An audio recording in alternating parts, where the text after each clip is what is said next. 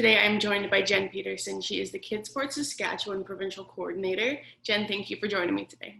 Thanks for having me. So we know a lot of things were impacted by the pandemic, and kids sports is definitely one of them.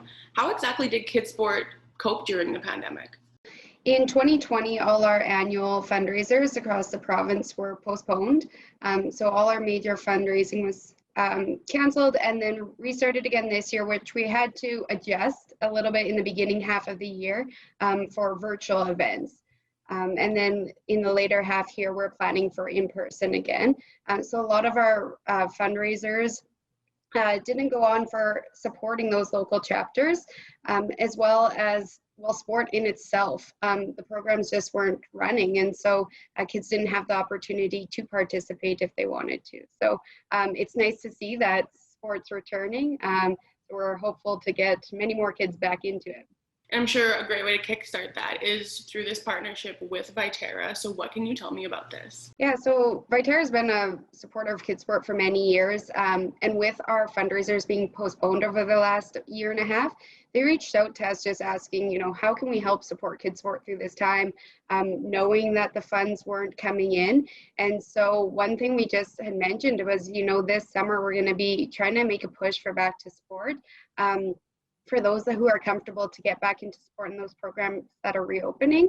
So they had offered to give us $5,000 and are going to match any donations coming into KidSport up to $5,000. So any dollars that are raised at a local community will stay in that community that there is a KidSport chapter in.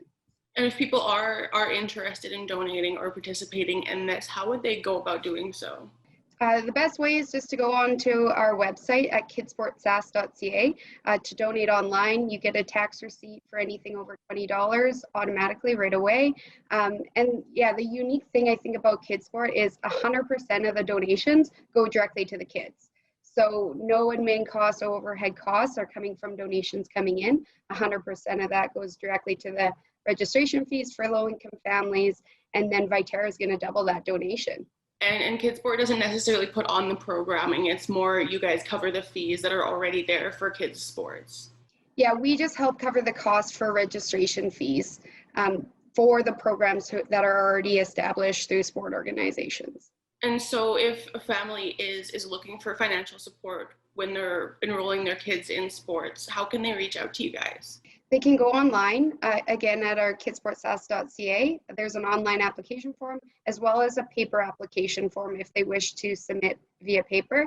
And the application submission contact information is on there. So if they are based out of Lloyd, they'll apply to KidSport Lloydminster.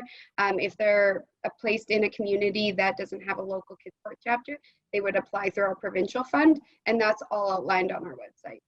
So they can, either apply online or apply via paper application. Those are the questions that I had. Are there any other aspects of this that you think we should touch on? No, maybe just a point would be like how important the social and physical mental recovery from the pandemic will be, and trying to use sport as that tool to help kids with that recovery. Awesome. Well, thank you so much, Jen, for joining me today. Thank you, Jill.